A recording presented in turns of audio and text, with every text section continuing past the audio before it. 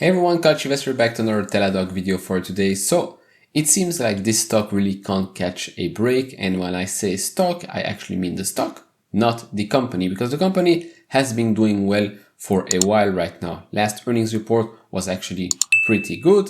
They keep announcing new deals, so everything is going well. We're going to have a look at the graph in a bit. We're also going to look at new partnerships, new announcements, a good JD Power score for Teladoc. So stay tuned for that. But first, I want to thank the Motley Fool for sponsoring this video. The Motley Fool is a company that provides investing insight and stock recommendations for investors of all skill sets and risk levels.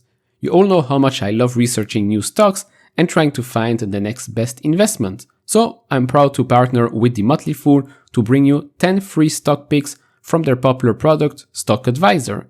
Now, Stock Advisor has beat the market by more than 4x. So all you have to do is go to fool.com/couchinvestor to get your free 10 stock picks now. Now let's get back into this video.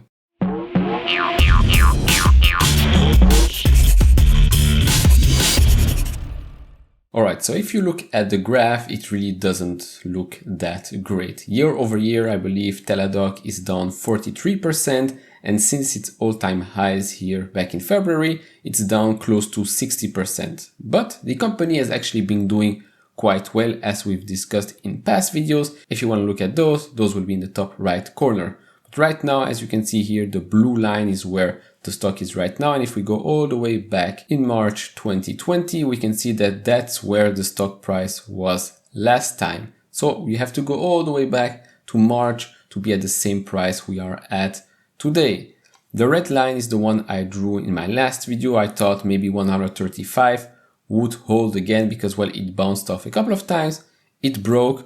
So right now, to be honest, it looks very ugly, but earnings will be coming up in a month or so. So stay tuned for that. I do believe this company is a great company to hold in a long-term portfolio. It's very important to know that a broken stock does not equal a broken company. You can have a broken stock, but a very, very good performing company.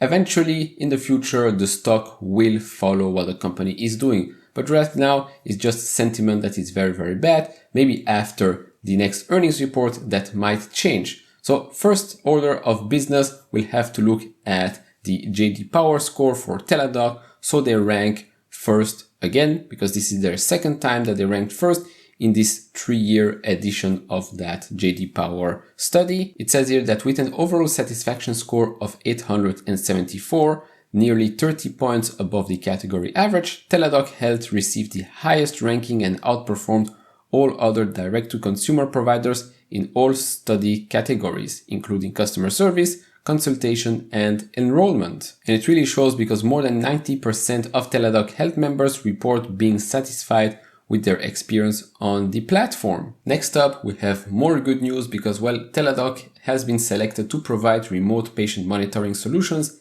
in Canada. So they have been designated as a pre-qualified vendor by Canada Health Infoway to provide remote patient monitoring solutions across provinces and territories, serving approximately 60% of Canada's population. So that's around 24 million or something like that.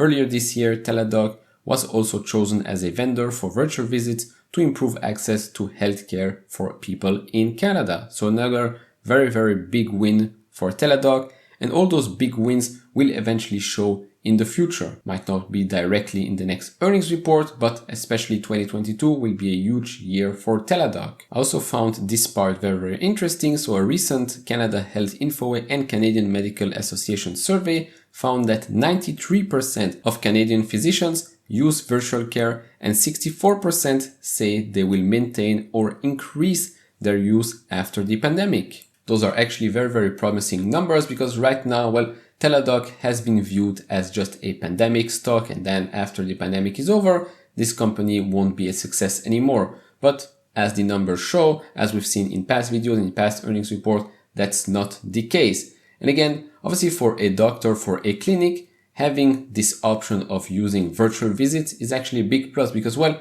if you have time, if somebody cancels and suddenly something pops up for a virtual appointment, why not take it? If you have the time, why not take on another patient? It saves the patients a trip by car or whatever, and you as a doctor or as a physician, doesn't matter, you'll probably earn some money as well, because that means you just earned an extra patient for that day. But overall, Teladoc, Livongo, they actually are here to upgrade the infrastructure that hospitals use, that clinics use, doctors, individuals or non-individuals, doesn't really matter. It's not just about visits, it's about the infrastructure, it's about the platform. Now we have one last thing to discuss here, and this news comes from Down Under in Australia. So Philips and Teladoc Health announced strategic partnership to deliver comprehensive virtual healthcare solutions across hospitals and health systems in Australia and New Zealand. This is exactly what we've been talking about, hospitals and health systems to upgrade those platforms, upgrade that old infrastructure. As they write here, health networks across Australia and New Zealand are experiencing challenges with overburdened emergency departments, ICU capacity, and elective surgery backlogs, leading to long waiting times for people seeking access to healthcare services. So this partnership aims to improve patient access to healthcare services, create increased hospital capacity, improve clinicians' experience, and improve patient health outcome while reducing the overall cost of care. Now, why is this so important again? Because, well, healthcare, we've noticed it all around the world, especially in the pandemic.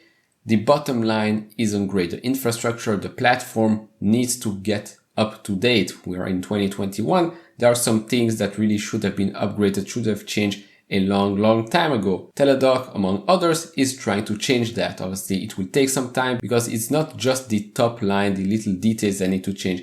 It's the whole bottom line. Once you change the bottom line, the infrastructure, everything after that will be much easier. Now, Philips virtual care centers have actually been doing a very good job. It has leveraged its monitoring, machine learning, and advanced analytics programming to turn disparate data into actionable insights that enable clinical decision and improve patient outcomes, including 23% reduction in patient mortality, 30% reduction in length of stay, and 15% of patients being discharged home faster. So to conclude, yes, the stock is a broken stock right now. Hopefully sentiment will change after the next earnings report, but don't be discouraged. You're not buying a ticker symbol, you're buying into a company. And Teladoc as a company has been doing extremely well. Now, I'm not going to go over all of ARC's holdings. It's still their second biggest position. It's still the biggest one in the ARC Genomic. It's number 2 in the RKK one. They've actually been adding 100,000 shares here, 100,000 shares there. So they are still very bullish on Teladoc. I'm also bullish on Teladoc, but I don't own the stock individually. I own it as part of the ARC Genomic ETF. Now you might ask me, why did you buy the ETF and not the stock individually? The short answer is basically I wanted exposure to the whole genomics world. Don't want to be following all of those companies individually, just wanted exposure, so that ETF is perfect, and Teladoc being the number 1 position there is just an easy choice to make. And that will be it for this video. Let me know down in the comments below if you're still holding Teladoc, if you're still bullish, or did you turn bearish. Let me know down in the comments below. And if you like this video, leave it a thumbs up. If you haven't subscribed to this channel, maybe hit that subscribe button. As always guys, take care, stay safe, and see you all in the next video. Bye bye.